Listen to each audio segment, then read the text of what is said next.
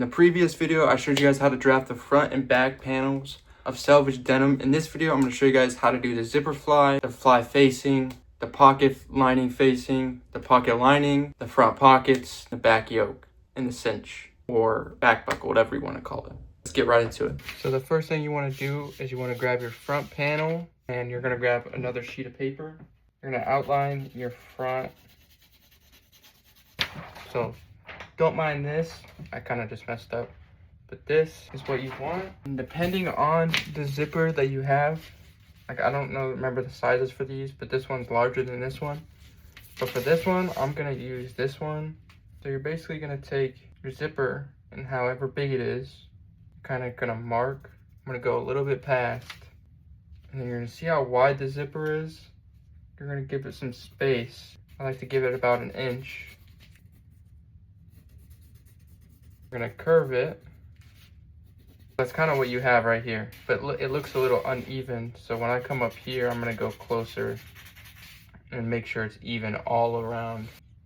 About 1.5 inches. But then I'm gonna give it a seam allowance, a little seam allowance. So I'm gonna cut this out. So this is the zipper fly. You can also make different types of ones. I'm showing you guys the basic one. So now since we have this, we're going to show you the fly facing. For the fly facing, you're basically just going to trace your fly.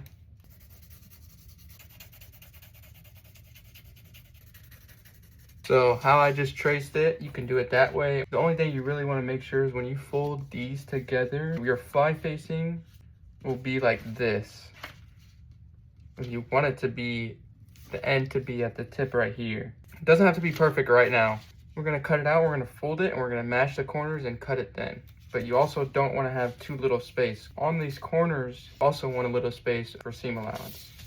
A tiny bit of seam allowance. So now that it's cut out, you're basically just gonna fold them and boom.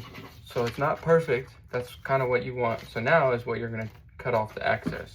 And then now, you have your fly facing, and it should be exactly matched up, and this point should reach right there. Now we're going to design the front pocket. You can do it any way how you want, like a swoop. You can do like a square. You can do on body. There's many types of pockets you're going to do. I'm going to show you guys how to do pretty much the basic one. So for me, for starting out, I'm going to do about 5 inches, give or take, out. I'm gonna do 5 inches down, so I'm gonna do 5 inches each.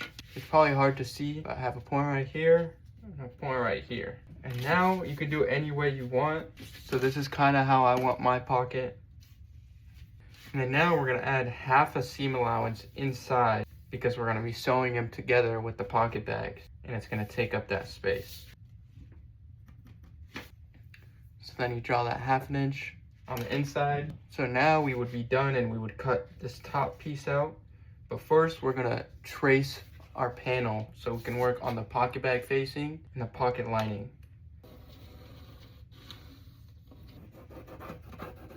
After you did that, you're gonna draw the first line, just a guideline of where your pocket facing is gonna be. So for the pocket facing, we're gonna do about 2 inches. I'm gonna do 2.5 inches down. I'm gonna do 1.25 inches out. Now that would be your new point. Also, if you want to add a seam allowance, because you're gonna either fold or you're gonna overlock the edge of the pocket facing, I would connect them, but first I want to do the pocket bag because I want it to be the same type of shape.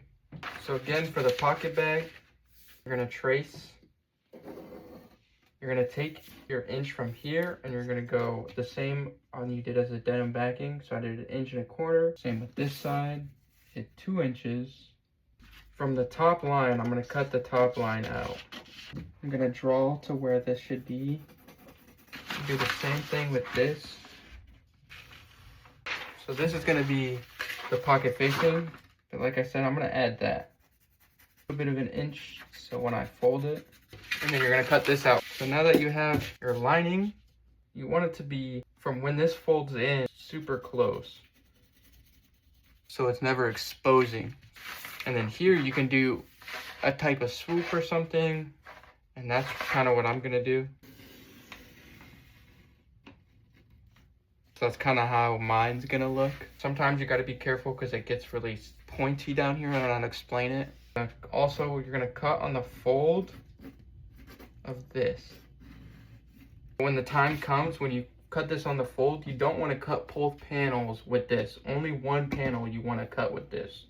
So it should look something like this. Sometimes what I'll do after I cut this out, I'll trace it again and then trace it again on the other side so they're the same, and then only cut one side like this so I never mistake it when I'm actually cutting the fabric. For the coin pocket, you can do any type of shape, but what I like to do is sometimes have the coin pocket built into the pocket facing. So I trace this so I can get the same type of curve. So mine's super wide. And keep in mind, you're gonna fold about a little bit, 1/2 inch and another 1/2 inch, and then you're gonna fold 1/2 inch in on each side. Keep in mind, this is how I pattern. Everybody does it differently. So now when it's here, it's gonna look like this. Some people have exposed coin pockets, like vintage, have it on the waistband. So now for the back yoke, I'm gonna show you guys how to do a curved back yoke. I'm gonna go 3 inches down. I'm gonna go about 5 inches down. Now you're gonna make the curve of how you want it to curve together. So this has a slight curve yoke. And then towards the top, you're gonna add a 1/2 inch of seam allowance. So like so. And then you're gonna take another piece of paper and you are gonna outline it again, just like how you did with the front piece.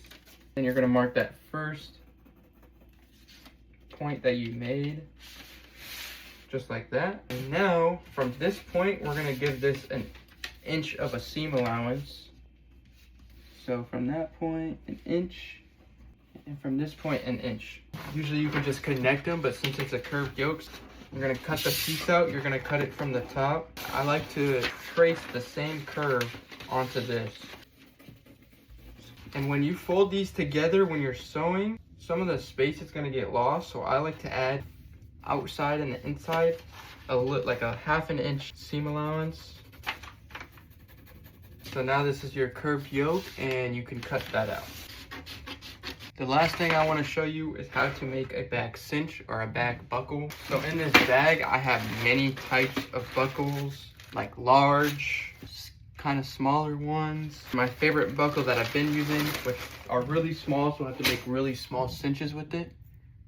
So it's about an inch, because at the end, you're also gonna fold this in together.